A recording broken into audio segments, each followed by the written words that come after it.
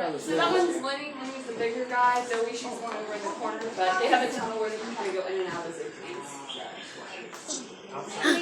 Yeah, they have an outdoor enclosure. On days that it's nice, they should be warm enough to let you able to go outside a little bit. But if it's like storming or anything like that, we usually don't let them outside because their enclosure is a very tall metal cage. So that like that. But yeah, they've never been outside before coming here. They're both from the pet trade.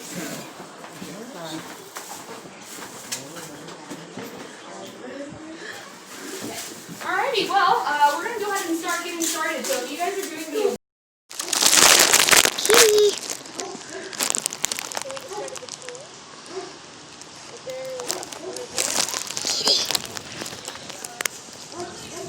Alright, guys. Are you going to walk around this already? Hey, Beach. Where are you going?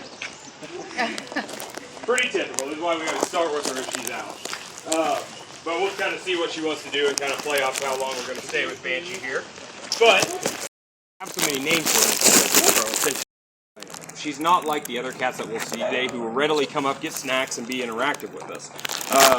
And one of the big reasons for that is, unlike the rest of the cats, Banshee doesn't get snacks anymore. She doesn't get to take snacks on tour. The reasoning for this is actually something that we... Alright guys, so this is Midnight. And Midnight is another interesting cat to kind of start to talk about on her sanctuary.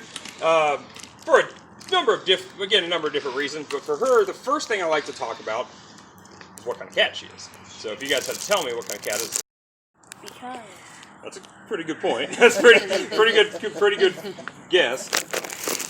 Midnight's not a Black Panther because in reality there's no such animal as a Black Panther. There's no... Are you grumpy? So the Jaguars are a very, very similar looking animal. And real quick before I get further into this, because this is going to be something that we might hear further on in the tour. This is caroling. These are lions that are doing this right now. And so this is a long distance communication noise utilized by lions. One of the big differences between a lion, and a lion, tiger, leopard, or lion, and basically any other big cat is the fact that lions are social animals. They live in those big prides. The requirement of that is they need to be able to communicate with each other. That noise can be, when they really go at it, that was all pretty quiet ones. When they really go at it, it can be heard close to 5 miles away when they start going. So when we have 6 adult lions on our sanctuary and they all start talking, you don't. You just gotta listen to it. You can't talk over it. It gets very, very loud. So kind of cool to hear that they're all kind of talking to each other this morning, kind of seeing what was going on. These animals are probably taken care of in captivity. Unfortunately, that's not necessarily the case, and there are a lot of problems in our society today as to how these animals are utilized or kept. Midnight, and again, there will be several things on our sanctuary. That'll be kind of a running theme. We'll talk about them through multiple animals, so I won't dive too deeply in it here with Midnight. But Midnight was one of our cats that came to us from private ownership. And private ownership is a major issue because, number one, I think, again, the general consensus is most people understand you probably shouldn't own a leopard. You probably shouldn't have this animal around your house. No. Unfortunately, again, people might not realize it's legal in most states. You can get a license to own Midnight. It doesn't ever mean you should, though. These are wild animals, as we saw with Banshee, and they're some of the top predators in the world. They're one of the most dangerous animals you could ever run into in reality. And they just don't make pets, and that's the big thing, is they're never going to do what a pet does. And that can be the big issue. That's where we start to see these issues come in, is that Midnight, she's expected to do pet things. They bring her in as a cub. They think, I treat it as a pet for a long period of time. It'll become a pet for me. It just never happens. It's never going to happen that way. And so, unfortunately, a lot of times mistreatment becomes a very common residual effect of that. Very frequently, and what Midnight went through and several other animals went through, is this mistreatment, even for a short amount of time. Midnight was in private ownership for about 4 years of her life, so not a real long time. And she's going to turn 10 this year, so she's been with us for almost 6 years. But in that 4 years of her life that she spent with her private owner, what Midnight realized, I don't like people that much. I don't want to be around them. I want to kind of be left alone. And because of that, she adapted a pretty aggressive manner.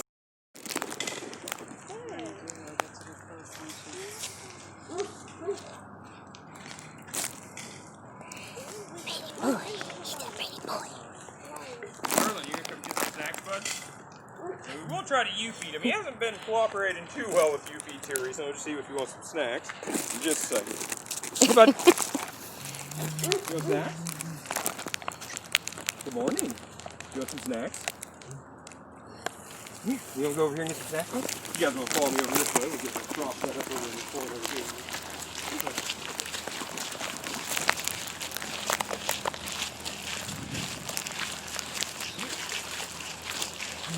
drop right over here, sir. We'll get it all set up. Snack while he's waiting here.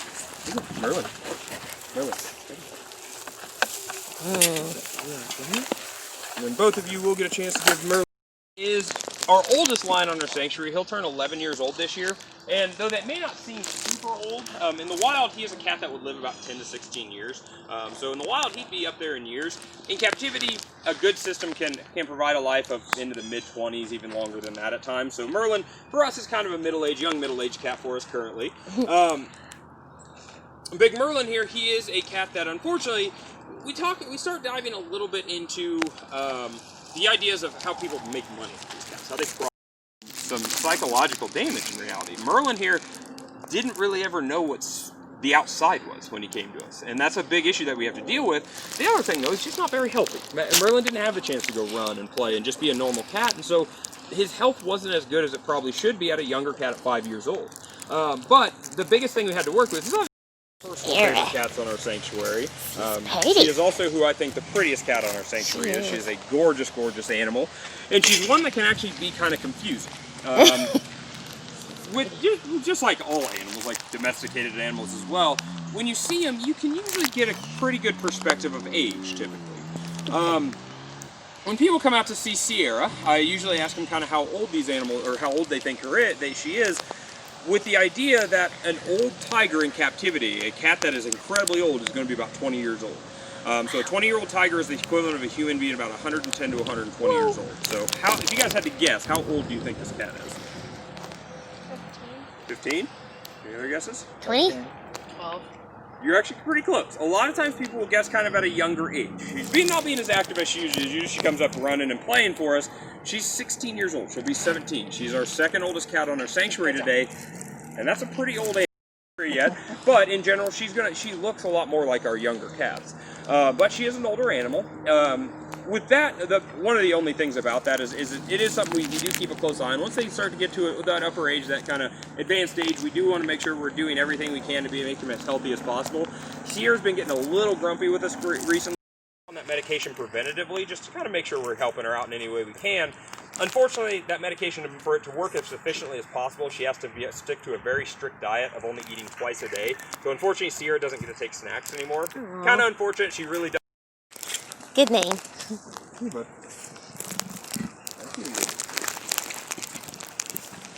So this is another black leopard. So this is the same kind of cat that Midnight is. He's a little larger. He's about probably 150 to 170 pounds, so a little larger than Midnight is. But the exact same species. And with him, we're going to start diving a little bit more into the magic show, into that magic show that Merlin came from, because Blackie came from that as well. And with Blackie, we have to talk more about how they train these cats, because that's the big issue with Blackie. While he's down here, what I will have you guys note, because he might walk away from us here in a second, is kind of look at his back hips and on his tail. You notice that he's missing lots and lots of fur. With this big guy, unfortunately, that is a residual of how he was trained. No. You have to think that Blackie not going to be trained like you train a domesticated animal. You're not going to tell Blackie to sit down and give him a snack and he's going to sit down for you. Unfortunately, a lot of times the way people do train these animals is. So this is Bambi. She's beautiful. Here, Bambi. Little snack. Do you want this? Yeah, sure. You come all the way down here. If she comes down, she'll get a snack from us. But this is Bambi, and this is another leopard. So this is the same kind of cat that Midnight and Blackie are. Just obviously showing that more characteristic kind of yellow with black spot patterning. Got it. A little bit smaller. She's probably only, at her natural weight range, probably only sits about 90 pounds right now. So she's probably our smallest leopard. Right now she is carrying a little extra weight, and again, that is a residual effect of her being spayed here recently, for actually the same reason Sierra was. So unfortunately, she would also develop that pyometra, that problem, that infection, and so we did spay her as well. And we're, again, very happy that we were able to catch that and take care of that problem. But she has started to gain a little extra weight now, and so we are keeping a close eye on that. And actually, we don't really have to keep as close an eye on it with her, because Bambi's really good at not eating what she doesn't need. A lot of the animals, some animals on our sanctuary, Blackie is a good example of that. You could give him 20 pounds. I said to kind of that you can compare to Sierra. Tina is our oldest cat. She's going to turn 18 years old this year, so she, again, is a very old cat. She's a very old tiger. With her, you can see it a little bit more. She doesn't move as well. She's not as active. Just kind of looks a little bit older. Just kind of in appearance, just kind of just appears as a little bit older of an animal. With Tina, though, number one, Tina has some mobility issues, which I'll talk about in a second. But also, Tina also takes that medication Sierra takes. For her, it's not, unfortunately, preventative. Tina does have what is known as chronic kidney disease. And Tina is another cat that, unfortunately, went through some pretty rough stuff prior to coming to our sanctuary.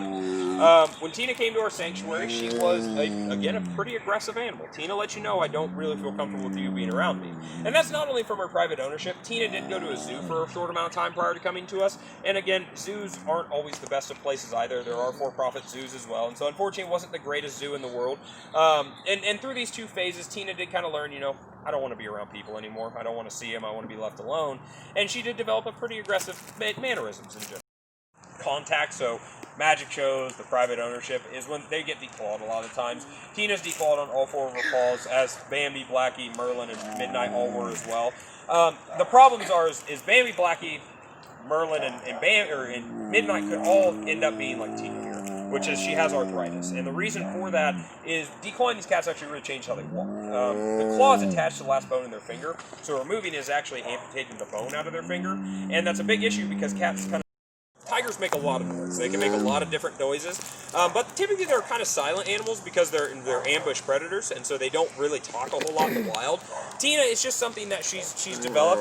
It is possible, a possible explanation could be coming from private ownership. Maybe she was trained to do it. Maybe she was rewarded every time she talked to him. She got a snack or something like that, and just learned that, okay, if I talk, I get snacks. So that might be an explanation, but it's really hard to tell exactly why she does it.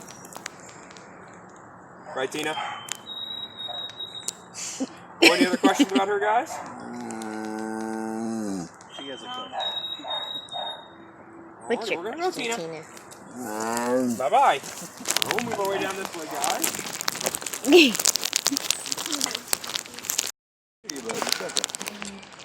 You will have to take a picture pretty quick, so just kind of keep that in mind. All right, bud, you're gonna show off? He's a big boy. Whoa! Wow. So Harry is a big cat. Yes, he is one of our largest, if not our biggest, on the sanctuary. We don't know exactly how big he is, just because we don't weigh him every day. But we believe Harry is probably 350 to 400, or 450 to 475 pounds. 500 pounds is definitely not out of the question for him, though. He could easily be a 500-pound tiger. Cora's about the same size as him. Cora's a little bit more slender of an animal, but he is a taller cat, so he's a little longer overall. But these boys are not, they're not technically brothers. They have shared the enclosures since coming to our sanctuary. Come here, bud. Hey, come back out. I'll give you another snack. Oh, wow. Oh, my. These 2 boys, since coming to our sanctuary about 3.5 years ago, have lived together in the same habitat. They are currently in the process of being split up, so they are currently separated at this point in time. But that separation is going to be something that takes quite a while to kind of get comfortable with, and so we are slowly doing it. The reason for that is they're big. They're just big cats, and so we want to make sure they have enough space and they always feel comfortable with living together, or living with our. So they're not brothers. They did come from 2 litters, and a litter can contain about 4 to 6 cubs. And so there could have been 12 tigers with these boys, but unfortunately these are our only 2 survivors. These are the only 2 that actually made it out of that system. This is one of the hardest systems we are fighting against right now. This is a system we are fighting.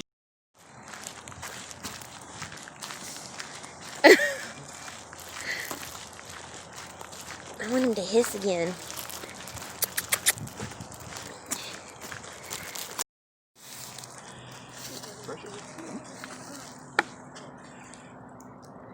Got it? Alright. You get it? You want me to record you? Just there.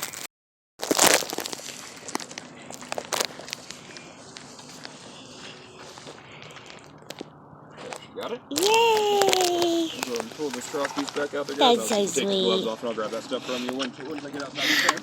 But there are 2 white tigers in here. Their names are Princess and Precious, or Precious and Princess. Princess is up in these trees, and we'll walk over there in just a second. She's kind of hiding in the trees over there.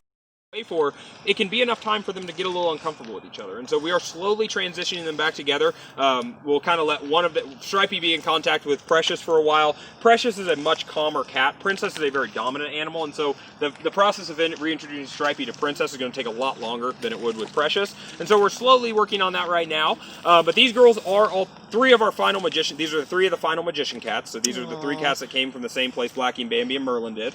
Their history revolves more into the arthritic pain. That obviously they went through the same thing, likely that Merlin, Blackie, and Bambi went through. Unfortunately, they are declawed as well, and they are the ones. These are the girls from that magic show that are showing a good amount of arthritis. They don't move as well as some of our other cats do, and that's something again that we do have to work around. We've had to work with, kind of like how I said. All cats are going to be adapted for when they first get here to kind of help make sure they get the best treatment possible. These girls, it really just came into their overall mobility. You can't treat Princess, Precious, and Stripey in the same manner that you treat Harry and Cora, because Harry and Cora can run and play and be active like normal young animals, where these ladies just can't do it as well. They're not able to go out and run and play, and so... Rainy and cold.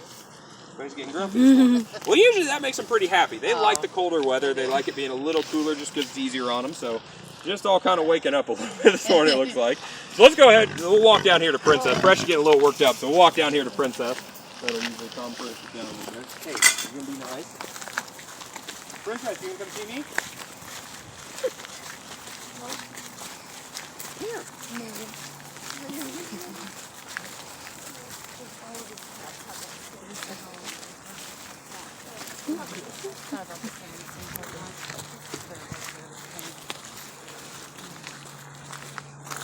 Princess. This is Princess. This is Precious's sister. Aww. And so these two ladies, the biggest thing we had to adapt for these girls was their habitat early on. Their first habitats were very flat, pretty small, just because, again, they had a very small enclosure prior to coming to our sanctuary.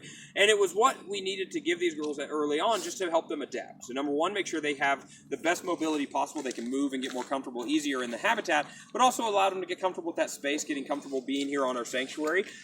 When these girls came in, just kind of give you a perspective of the big leaps and bounds they've made, no real pun intended there, was when they first came in, these them tours, moving them into a larger enclosure and kind of seeing, how are we going to treat these ladies now from going on? Because after they get comfortable, after we see an increase in their mobility, we still have to figure out, do they really want to deal with people still? Because there are cases where cats just don't want to deal with us anymore. They kind of want to be left alone, and in that case, we provide that for them. But Princess, Precious, and Stripey, these girls do really enjoy the attention. They love to get snacks and come down and see people. Right now, just slowly, again, adapting them back together, making sure they are fully comfortable with that.